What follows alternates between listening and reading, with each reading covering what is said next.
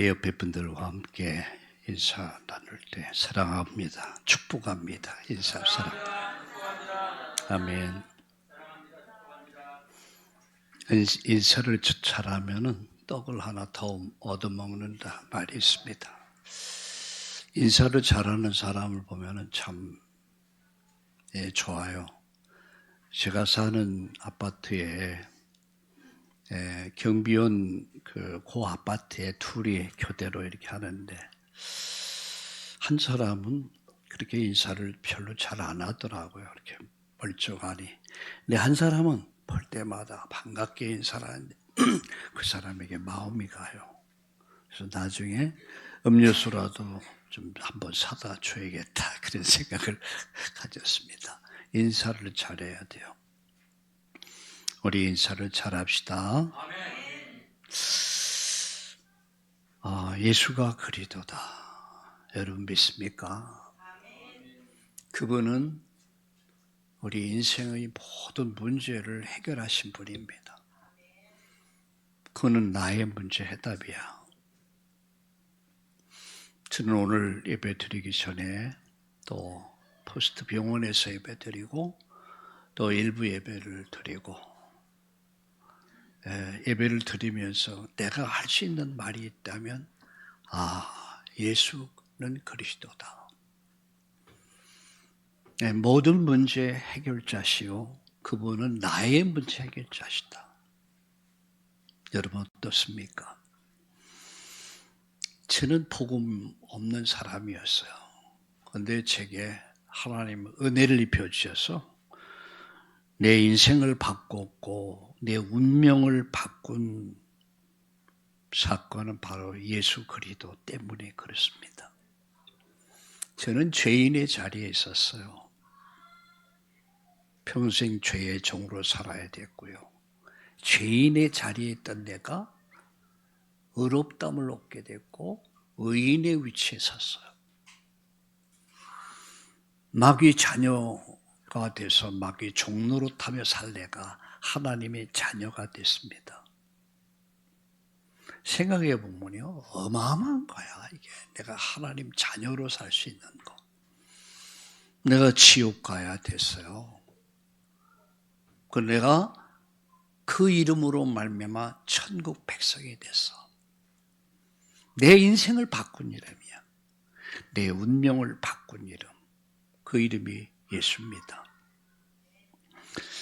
오늘 포스트 병원 예배를 마치고 막 내려오려고 하는데 그 직원이 인사를 해요. 안녕하세요, 목사님. 그래서 예, 안녕하세요. 제가 포스트 병원에 오래 사역했으니까. 목사님, 그분 지금 어디 있는 줄 아십니까? 누군데요?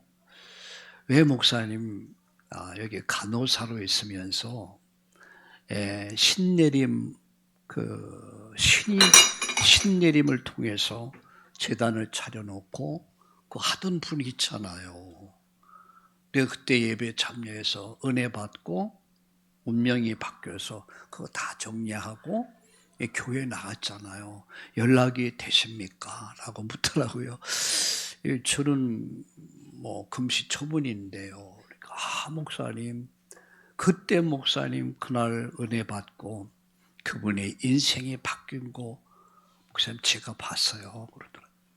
그랬군요. 저는 그 이야기를 들으면서 오며 생각했어요. 복음이 아니었다면, 여러분 복음이 아니었다면, 예수 그리스도의 복음이 아니었던 그 사람의 인생이 바뀔 수 있었을까? 그 사람의 운명을 바꿀 수 있었을까? 간호사를 하면서도 어쩔 수 없이 신내림의 제단을 찾아놓고 그래서 무당 일을 하고 있었던 거야. 내 이분이 예배에 참여했다가 은혜를 받은 거야. 그분이 그리스도를 만난 거야. 인생을 바꿨어요. 운명을 바꿨어요. 그걸 다 정리하고 어느 교회에 나가고 있다는 얘기를 들었는데 목사님 연락이 되면 제가 좀 궁금해서 저건 연락이 안 됩니다. 아, 이게 복음이구나. 오늘 일부 여러분 메시지 들으셨습니까? 마태복음 17장에 보면 1절 8절에 보면 모세도 사라지고 엘리야도 사라지고 오직 예수만 남았더라. 율법도 사라지고 선지서의 계시했던 그분이 오시니까 오직 그분만 남았더라. 우리의 신앙이 내 안에 율법주의가 사라져야 되고 신비주의가 사라지고 내 안에 복음이 남아야 합니다. 나도 모르는 사이에 뭐라 그럴까요? 그 때가 이렇게 아주 옷에 이렇게 때국물이 이렇게 흐르듯이 내 영혼에 때가 묻어 있어요. 나도 모르는 사이에 율법이 나와. 어제 저녁에 우리 손녀딸들이 토요일에 우리 집에 와서 잠을 자거든요. 그리고 주일날 예배 참여하고. 근데 큰놈이 지 동생하고 싸우다가 화가 나니까 휴대폰을 딱딱 바닥에 던져버리더라고요. 그리고는 막 골이 나가지고 방문을 딱 들으면서 문을 탁 닫더라고요. 소리가 꽉 나더라고요. 지 동생은 언니한테 막 악을 쓰면서 달려가더라고요. 저는 그런 거 못 보거든요. 문 열어! 그야말로 모세가 나왔어요. 강한 모세가. 문을 콱콱 두드렸어요. 문을 열었어요. 둘 다 종아리거든. 간단한 회초리가 있으면 제가 때렸을 텐데 없어요. 보니까 그 옷장에 이렇게 그 옷 걸고 하는 거에 쇠로 돼 있더라고요.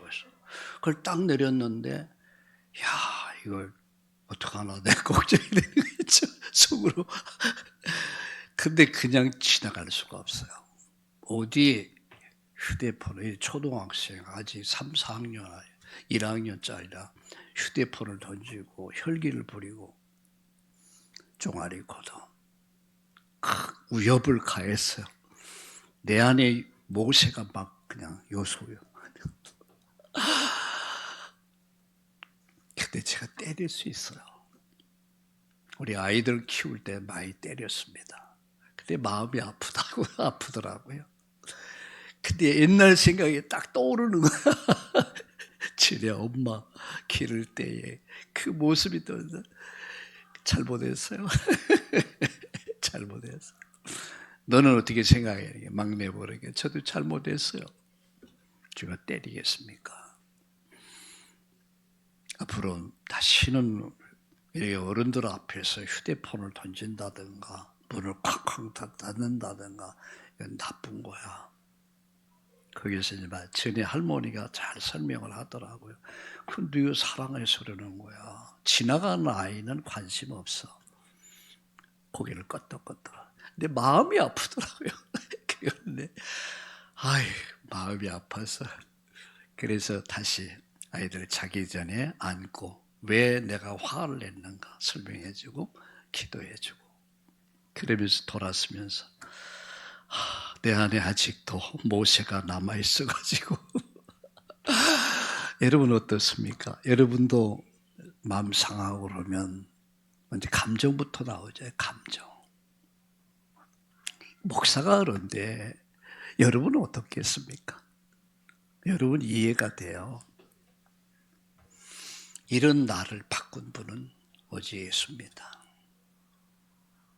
그래서 예수는 그리스도야. 모든 문제의 해결자요. 그분은 내 문제, 내 인생을 바꾸고 운명을 바꾸는 이름이 예수 그리스도임을 믿으시기를 예수님의 이름으로 축원합니다. 저는 오늘 이 시간 생명 없는 신앙이라는 제목으로 말씀을 드리려고 합니다. 우리는 지금까지 로마서를 통해서 인간의 죄와 하나님의 복음을 살펴봤습니다. 인간의 죄가 뭐냐? 하나님 복음이 뭐냐, 이걸 살펴봤습니다. 지난 한 주간 동안 매일 아침마다 제가 그 부분을 말씀드린 겁니다. 구원받은 자가 걸어가는 길이 어떤 길인가? 기준이 없어요. 신앙이 잘못되는 거예요. 저는 많이 봤습니다. 정상적 길을 가지 못해요. 가다가 변질돼버려요. 곁길로 새버려요. 여러분, 로마서 1장에 보면 제가 1강을 얘기했습니다. 복음이란 뭐냐? 진짜 복음이란 뭐냐? 이 강에서 하나님을 거절한 인간,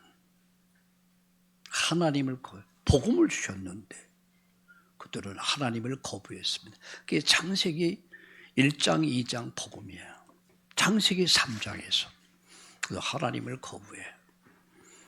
3강에서 저는 하나님 없이 사는 인간들의 모습을 얘기했어요. 그게 창세기 4장, 5장, 6장이에요. 하나님 없이 사는 세상을. 지금 우리 그런 세상을 살아요. 4강에서 이런 말씀을 드렸습니다. 하나님께 버려진 인간들. 하나님이 내버렸다고 그랬어요.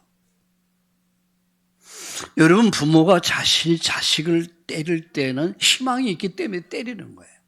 근데 부모가 자식을 더 이상 때리지 않는다. 때려봐야 소용이 없어. 그러니까 아예 포기하는 거야. 하나님이 포기한 세상, 하나님 포기한 사람들이 있어요. 말을 안 들어. 근데요, 야단을 치는 것도요, 두렵더라고요. 옛날에 아이들을 키우는 과정에서 매를 댔을 때 이거 참 양보할 수도 없잖아요. 하다가 그만둘 수도 없잖아요. 한마디만 하면 된단 말이야. 내가 잘못했습니다. 다시는 안 그럴게요. 근데 그 말을 못해. 안 해.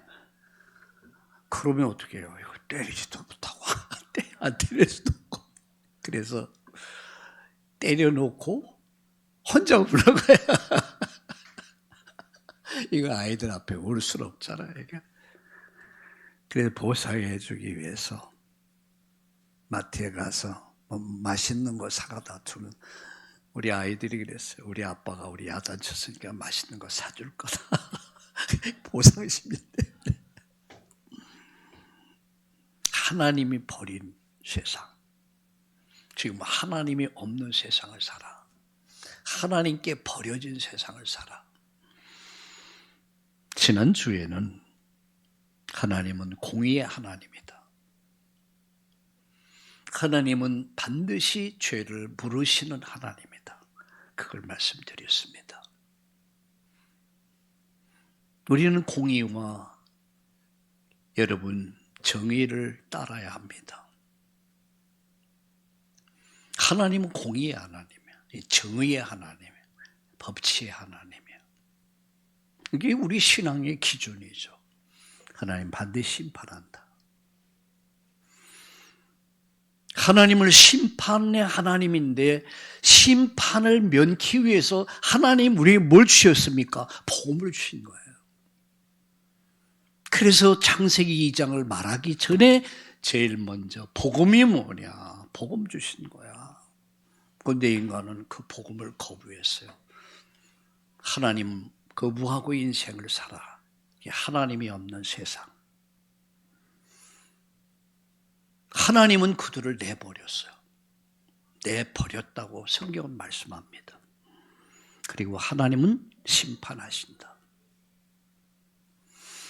여러분, 가장 무서운 심판이 뭔지 아세요? 하나님이 관심 밖에 버린 거예요. 하나님이 버려버렸어. 왜? 사람이 안 될 것 같으니까. 그래서 여러분이 신앙생활 하면서 어렵고 힘든 일을 당할 때 하나님을 아십니다. 여러분, 그 어렵고 힘든 것은 어쩌면 우리에게 기회를 주신 거예요. 하나님 없이도 잘 살 수 있다고 착각한다면 여러분, 그 엄청난 착각이에요.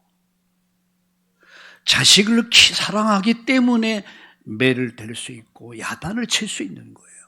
근데 야단도 치지 않아, 매도 되지 않아, 그럼 버린 겁니다. 그러니까 그런 생각을 하지. 봐라, 안 믿는 사람은, 안 믿는 저 가정은 뭐 못된 짓 다 하고 잘 살고 잘 형통하지 않냐라고 궁금해할, 버려졌다는 거예요. 그러나 내 자식이라면 그렇게 할 수는 없죠. 그잖아요. 내 자식이라면 내가 사랑하는데 이 잘못된 것을 고쳐줘야 되잖아. 그게 사랑이란 말이야. 그래서 오늘 계속해서 6강 로마서 들어서 6번째, 형식만 남은 신앙, 생명 없는 신앙, 이런 제목으로 말씀을 드리려고 합니다. 우리 한번 따라합시다. 형식만 남은 신앙, 죽은 신앙, 생명 없는 신앙. 자, 계시록 3장 1절을 한번 다 같이 열어보세요. 계시록 3장 여러분 1절을 한번 보세요.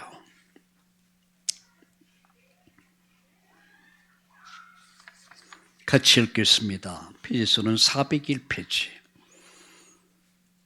사대교회 사자에게 편지하라. 하나님이 7영과 7별을 가지시니가 이르시되 내가 내 행위를 아노니 내가 살았다 하는 이름은 가졌으나 뭐라고 했습니까? 죽은 자다. 죽은 신앙이란 말이에요. 살았다 하는 이름은 가졌지만 죽은 신앙이다. 생명 없는 신앙이란 말이에요. 형식만 남은 신앙. 우리는 오늘 어떻다고 생각하십니까? 예배가 멀어지고 예배를 드리지만 마음은 세상에 있고, 말씀은 듣지만 순종은 없고, 직분은 있지만 사명이 없고, 형식적 종교적 신앙에 빠져 있지 않습니까? 오늘 성경은 말씀합니다. 살았다 하는 이름은 가졌지만 실상은 죽은 신앙이다. 죽은 신앙. 오늘 말씀을 통해서 참된 신앙이 무엇인지, 참된 신앙이 무엇인지를 깨닫고 또 새롭게 주를 향할 수 있기를 예수님의 이름으로 축원합니다. 3가지 말씀드립니다. 로마서 2장 17절에서 29절까지 보면 그 첫 번째 형식적 신앙은 외형만 자랑한다. 유대인들은 하나님보다 자신들의 종교적 특권만을 자랑했습니다. 무엇을 자랑했습니까? 그래, 율법을 가졌다는 것, 하나님이 율법을 주셨다는 것, 자기들이 선민이라는 것, 우월의식에 빠져버렸어요. 지금 그것을 말하는 거예요.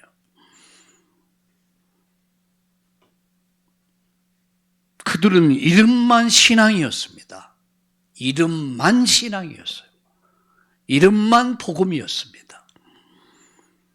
17절 이렇게 말씀합니다. 다시 보세요. 17절 유대인이라 불리는 내가 율법을 의지하며 하나님을 자랑하며 이렇게 말씀하죠. 그들은 유대인이라는 선민의식이 아주 강했습니다. 우리는 선민이다. 오늘 교인이라는 이름, 직분자라는 이름, 직분자의 명칭, 신앙의 경력, 내가 몇 년 교회를 다녔고 내가 직분이 이런 직분을 가지고 난 성경을 이렇게 읽었고 하는 것을 가지고 우리가 구원을 보장하지 않습니다. 우리 아버지가 목사이기 때문에 내가 구원받는다 보장하지 않습니다. 어떤 분에게 좀 복음 전하니까 하는 말이, 우리 부인이 권사님이래. 목사님, 저는 우리 마누라 치마 붙잡고 천국 갈 겁니다. 그러더라고요. 제가 말했습니다. 엿장사 맘대로요. 엿장사 맘대로 여러분 치마 붙잡고 천국 갑니까? 구원은 개인적인 겁니다. 우리 아버지가 장로라 해서, 우리 어머니가 권사라 해서, 우리 아버지가 목사라 해서 내가 구원받는 거 아니라는 거예요. 우리의 신앙 경력이 우리를 구원하는 게 아닙니다. 그들은 유대인이라고 하는, 선민이라고 하는 성경을 받았다는 것 때문에 그들은 특권의식을 가지고 거들떡거렸습니다. 그런 이름만 신앙인이었습니다. 마태복음 7장 21절에 이렇게 말씀하죠. 나더러 주여 주여 하는 자마다 다 천국에 들어가지 않는다. 이 말은 교회 안에 천국 갈 자와 천국 가지 못할 자도 있다는 얘기예요. 그게 목사일 수 있습니다. 저는 이 생각하면 두려워요. 혹시 나일 수도 있는 거예요. 혹시 이런 생각을 해봐요. 이름만 신앙이냐, 무늬만 신앙이냐, 이름만 복음이야, 무늬만 복음이야. 나더러 주여 주여 하는 자마다 다 천국에 들어가는 것이 아니다. 그들은 말씀은 알았지만 그게 없는 게 있었어요. 말씀은 알았어요. 그런데 18절 보세요. 율법의 교훈을 받아 하나님의 뜻을 알고 지극히 선한 것을 분간하여 이렇게 말하죠. 유대인들은 율법 지식이 많았습니다. 아예 태어나면서부터 성경을 읽히거든요. 암송시키거든요. 성경이 많이 안다고 해서, 지식이 많다고 해서 삶이 변화되는 것은 아니란 말이에요.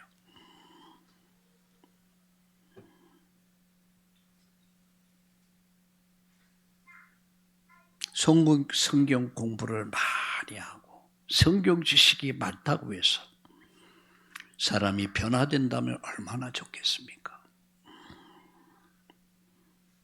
야고보서 1장 22절에 보니까 말씀을 행하는 자가 되고 이렇게 말씀을 행하는 자가. 그러나 바리새인들은 말씀을 듣고 알고 있었어요. 그래서 그들은 뭐가 없었어요? 순종이 없어, 순종이.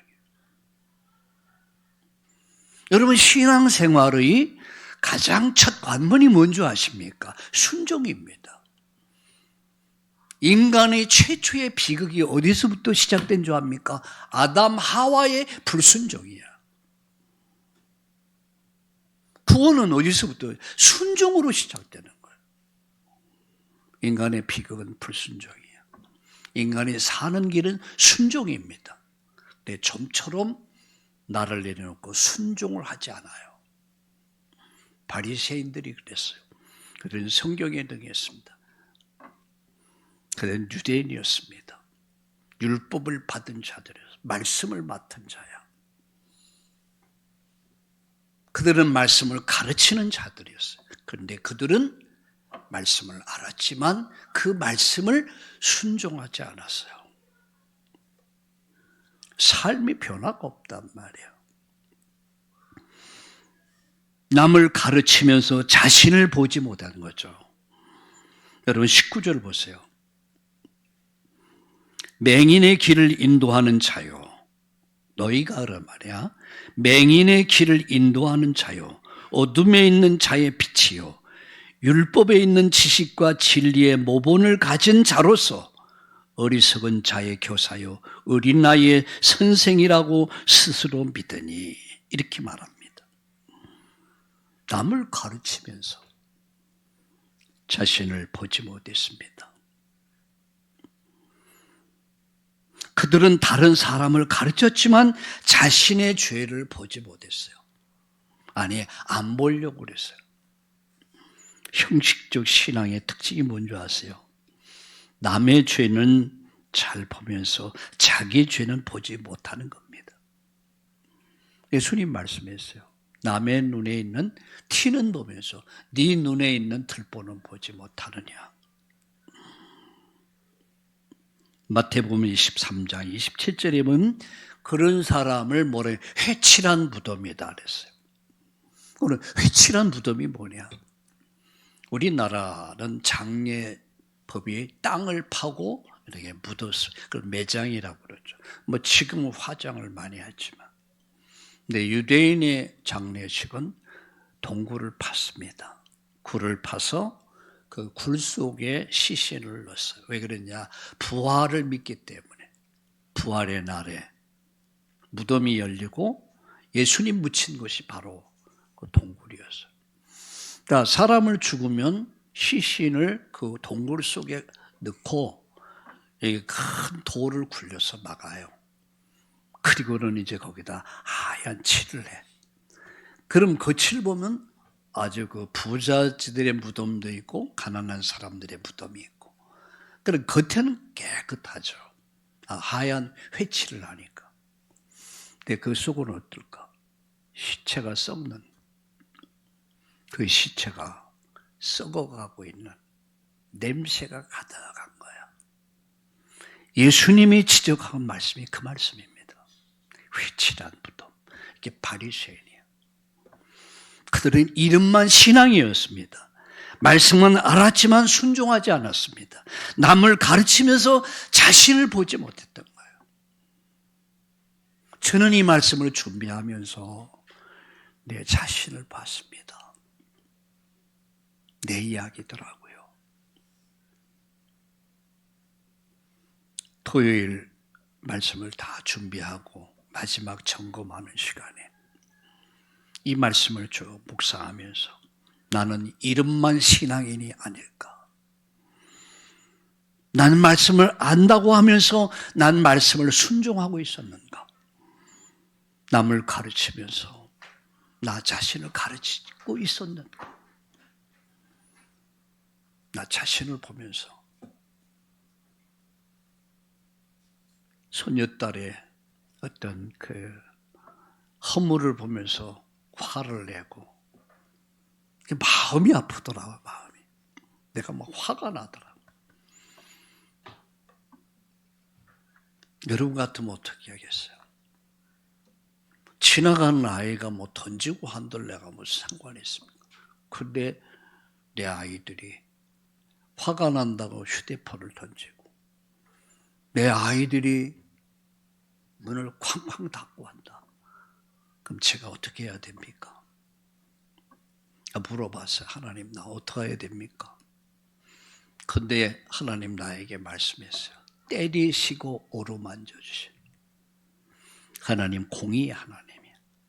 죄를 심판하는 하나님이야. 그리고 사랑의 하나님이요. 이게 하나님은요, 공의의 하나님이면서도 사랑의 하나님. 부성과 모성을 같이 가진 하나님이야. 때리셔. 이스라엘을 때리셨어요. 애굽에다가 바벨론에다 로마에다가 고난을 통해서 징계하셔. 그러면서도 사랑하셔. 그러면서 독생자 아들을 보내주시고 그를 십자가에 못 박아 죽이면서까지 우리를 살리신 그 하나님이 공의의 하나님이야. 그러면서 사랑의 하나님.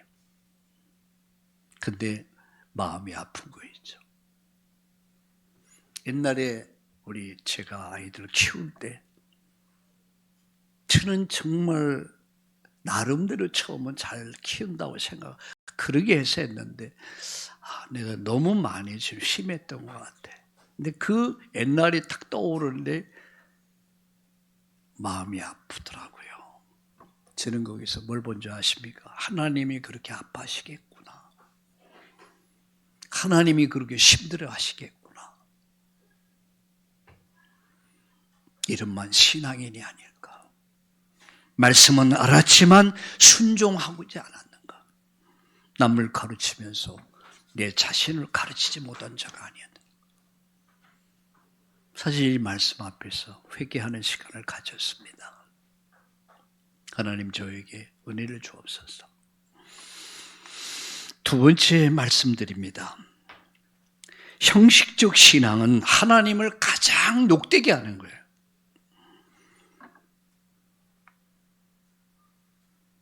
로마서 2장 21절에요. 여러분 21절을 한번 봅시다. 그러면 다른 사람을 가르치는 네가 내 자신은 가르치지 아니하느냐. 도둑질하지 말라 선포하는 네가 도둑질하는도다. 도둑질하지 말라고 가르치면서 너는 도둑질하고 있지 않냐. 그 말씀이거든요. 말과 삶이 다르면 신앙은 능력을 잃어버립니다. 더 이상 그 사람의 말은 신뢰성이 떨어지게 되죠. 그들은 말과 행동이 달랐습니다. 입으로는 거룩을 말했지만 삶은 세상과 똑같았습니다. 세상은요, 우리의 설교를 듣지 않습니다. 뭘 볼까요? 삶을 봅니다.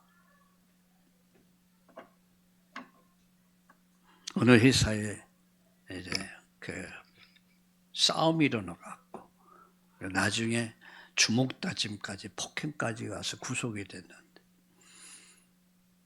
알고 보니까 한 사람은 장로였고 한 사람은 집사였대요. 근데 그 목사님이 그것에 이렇게 도와주기 위해서 갔다 보니까 아는 교회 아는 목사님 이래 그러더래요. 그 목사님이 하도 창피해가지고 야, 이 사람들아 빨리 화해하라고. 같은 회사에서 근무하면서도 목사인지 장로인지 군사인지 뭐라. 여러분 부끄럽게 생각합니까? 제가 어제 부동산 중개사무소에 잠깐 들렸습니다. 일이 있어. 그분에게 말했어요. 예수 믿으세요. 그러니까 교회 다닙니다. 그래서 그분에게 말했습니다. 가장 좋은 전도 현장이네요. 예수 믿고 천국 가세요. 이 말보다 여기 성구 하나 없네요. 주 예수를 믿으라. 몇 자만 써놔도 예수 믿는 사람 그거 보면 금방 감동 온다. 예수 믿었던 사람도 마찬가지다. 그래서 그런 분에게 복음을 얘기하는 것이다. 저는 직장이라 그랬다는 거예요. 그래서 여러분이 정말 자랑스러우면 표시할 거 아닙니까? 말과 행동이 왜 다르냐 하는 거예요.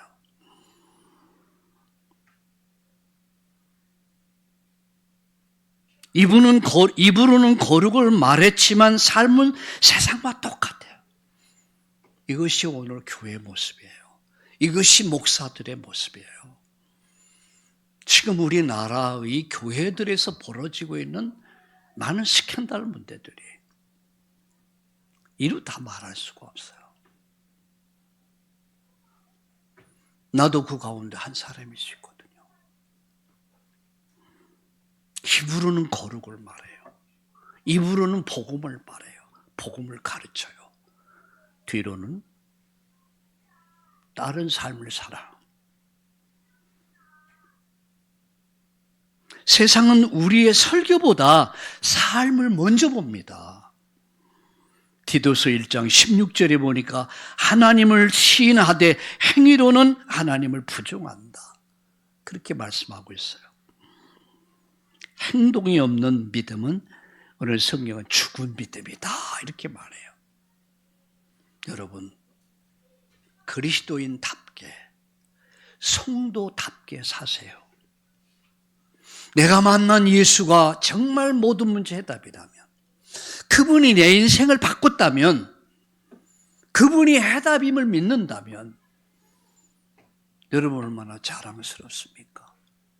내가 예수 믿는 것이 얼마나 자랑스럽습니까? 말할 수 있어야 되잖아요. 왜 부끄럽습니까? 왜 숨깁니까? 입으로는 거룩을 말해요. 입으로는 복음을 말해요. 그리고 뒤에서는 전혀 다른 삶을 살아. 그럼에도 불구하고 많은 성도들이 따라가요. 저는 가스라이팅 됐다고 생각해요. 세뇌돼 버렸다. 병들었단 말이에요. 지금 예수님이 신랄하게 책망해요. 회칠한 무덤이다. 이게 오늘의 모습이란 말이에요. 나도 이 가운데 회칠한 무덤 같은 삶을 살고 있지 않는가? 너는 여러분 앞에 말씀을 전하지만 부끄러운 게 너무 많아요.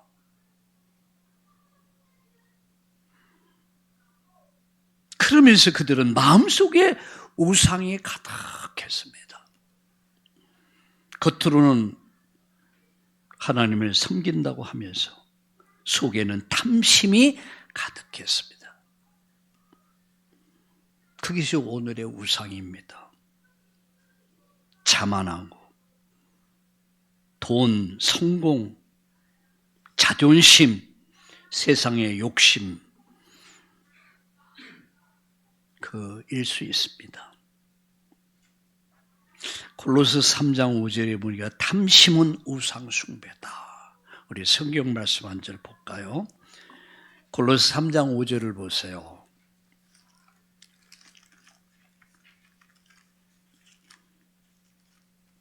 골로새 3장 5절을 여러분 다 함께 펴보세요. 같이 읽겠습니다. 그러므로 땅에 있는 지체를 죽이라. 곧 음란과 부정과 사욕과 악한 정욕과 탐심이니 탐심은 우상 숭배니라. 우상 숭배라 말이에요. 땅에 있는 지체를 죽이라. 음란, 부정, 사욕, 악한 정욕, 탐심은 우상 숭배다. 라고 하는 사실입니다. 마음속에 우상이 가득해요. 회칠한 무덤. 결국 이들은 하나님의 이름을 욕되게 했단 말이에요. 23절을 다시 보세요. 로마서 2장 23절.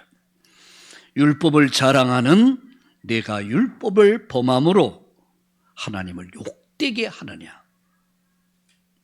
기록된 바와 같이 하나님의 이름이 너희 때문에 이방인 중에서 모독을 받는 이방인이 안 믿는 사람, 불신 세계 속에서도 너희들 때문에 무늬만 있고 형식만 있고 그런 너희들 때문에 하나님의 이름이 욕을 먹는다 이런 얘기예요.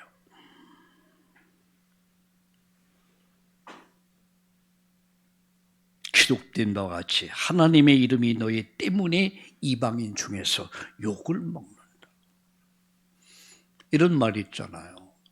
여러분이 잘 인생을 참 아름답게 살고 어떤 본이 된다면은 그 부모가 누구일까 궁금하다. 이런 말 하지 않아요? 역시 그 아버지 어머니. 그 아버지 어머니께 영광이 되는 거예요.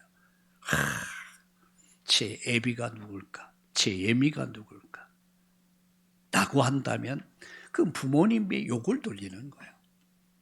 오늘 저와 여러분의 삶이 하나님께 영광을 돌리고 그분을 기쁘시게 하는 삶을 살 수 있기를 축원합니다. 축원합니다. 이것이 참된 그리스도인의 삶이란 말이에요.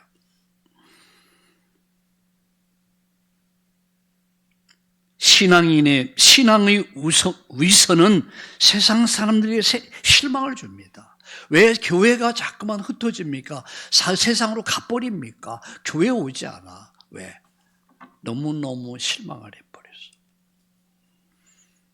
우리 한국교회에서, 세계교회에서 제일 큰 교회, 요새 정말 하여튼 그 스캔들로 인해서 정말 어려움을 당하고 있던 그 교회 문제가 아니에요. 하나님의 이름이 욕되게 되고 세상 사람들로 말미암아 비방을 받고 복음이 막힌다는 것은 그게 마음이 아프더라고요. 여러분 때문에 하나님께 영광이 돼야 되잖아요. 여러분, 우리 자녀들 때문에 하나님께 영광이 되고 우리 교회 때문에 하나님께 영광이 돼야 되잖아요. 하나님의 욕을 돌린다면 하나님 기뻐하지 않습니다. 그래서 여러분, 우리의 삶은 복음 편지입니다. 복음 편지야. 마태복음 5장 16절에 보니까 너의 빛이 사람에게 비치게 하여 이렇게 말씀했습니다. 성도의 삶은 하나님 영광을 드러내는 것입니다. 빛이란 말이에요. 편지란 말이에요. 내가. 여러분 가정에서 편지가 됩시다. 아멘. 여러분 직장에서, 일터에서 그리스도의 편지가 될 수 있기를 바랍니다. 복음 편지야. 세 번째, 마지막, 참된 신앙은 마음의 변화입니다. 형식 신앙은 외형만 자랑한다. 형식 신앙은 하나님을 욕되게 한다. 그러나 참 신앙은 마음의 변화, 근본의 변화란 말이야. 25절 보세요.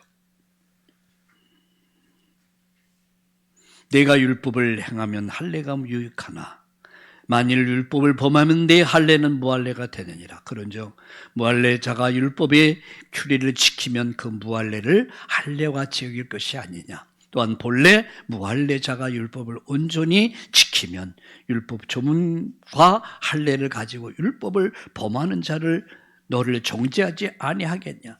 무릇 표면적 유대인이 유대인이 아니요 표면적 육신의 할례가 할례가 아니라 오직 이면적 유대인이 유대인이요 할례는 마음에 할지니 할례는 마음에 할지니 영에 있고 율법 조문에 있지 아니한 것이다.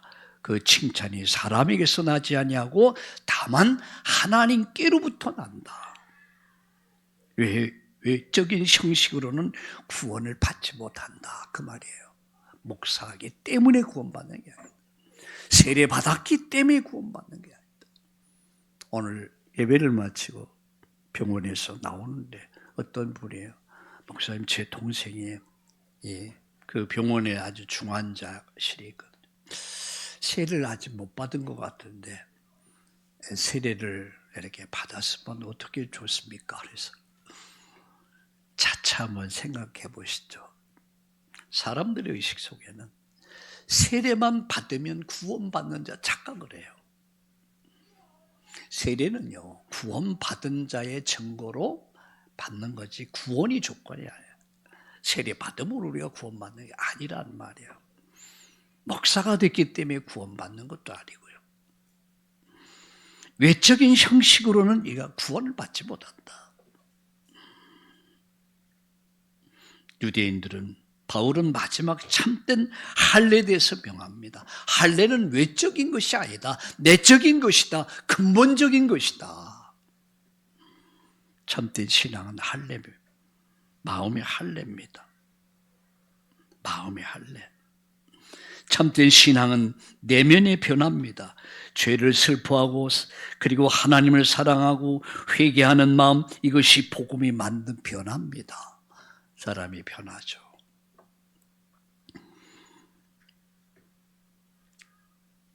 복음은 사람의 마음을 새롭게 만들어 갑니다. 이상하게 마음이 온유한 마음으로 바뀝니다. 불쌍히 여기는 마음으로 바뀝니다. 그렇게 전에는 남편이 믿고 밉상스럽고 굉장히 억하 감정을 갖고 있었는데 복음이 어느 날 내 삶을 마음을 바꿔 근본을 바꿔버려. 불쌍히 여기는 마음이 생겨. 긍휼히 여기는 마음. 그게 남편 위해 기도하는 거예요. 그렇게 옛날엔 시어머니가 밉상스러웠는데 그 시어머니가 불쌍해지게 되고 그렇게 김 부장 이사가 이렇게 못됐는데 그가 불쌍해지는 거예요. 이게 근본의 변화, 마음의 변화야 이것이. 에스겔서 36장 26절에 보니까 새 마음을 너에게 주사 이렇게 말해. 새 마음이 생긴단 말이야. 이게 예수 믿는 사람들이에요. 형식적 신앙, 외식 신앙은 구원받지 못한다. 참된 신앙은 마음의 할례, 근본의 문제를 해결받는 것이다. 참된 칭찬은 하나님께로부터 온다. 참된 신앙은 하나님 앞에서 사는 것입니다.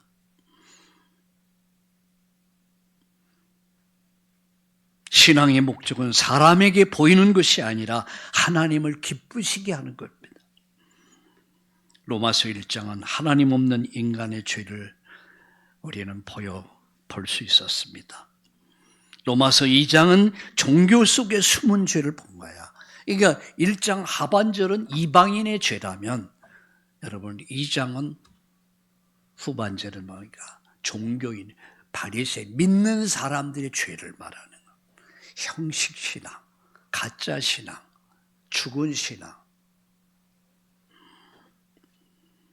결론 맺습니다. 신앙의 형식보다 나의 중심을 점검합시다.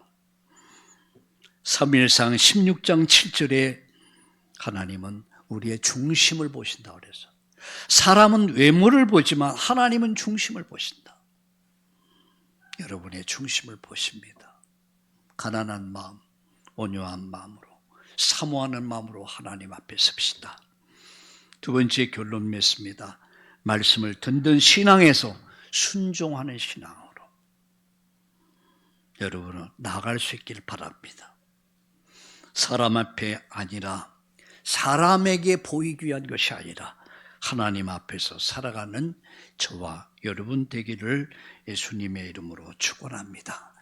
하나님을 기쁘시게 하는 자녀들도 기르다 보면 어느 놈은 부모의 마음을 기쁘게 하는데 어느 놈은 애를 먹여요. 누가 더 이쁩니까? 부모를 기쁘게 하는 자식이에요. 하나님을 기쁘게 합시다. 우리 옆에 분들과 축복하시다. 하나님을 기쁘시게 합시다. 아멘. 하나님 감사합니다. 신앙의 형식보다 나의 중심을 하나님 앞에서 점검하며 말씀을 듣는 신앙에서 순종하는 신앙으로 사람 앞에서가 아니라 하나님 앞에 살아가는 우리 참다운 교회 성도님들 되게 하여 주옵소서. 오직 인생의 답은 하나님께 있으며 그 답이 바로 예수 그리스도이심을 믿고 예수님 때문에 우리 인생의 멋진 인생으로 행복한 인생으로 바뀌어지게 하여 주시옵소서. 여기 하나님 앞에 나와 예배하는 모든 이들에게 특별한 은총을 주옵소서.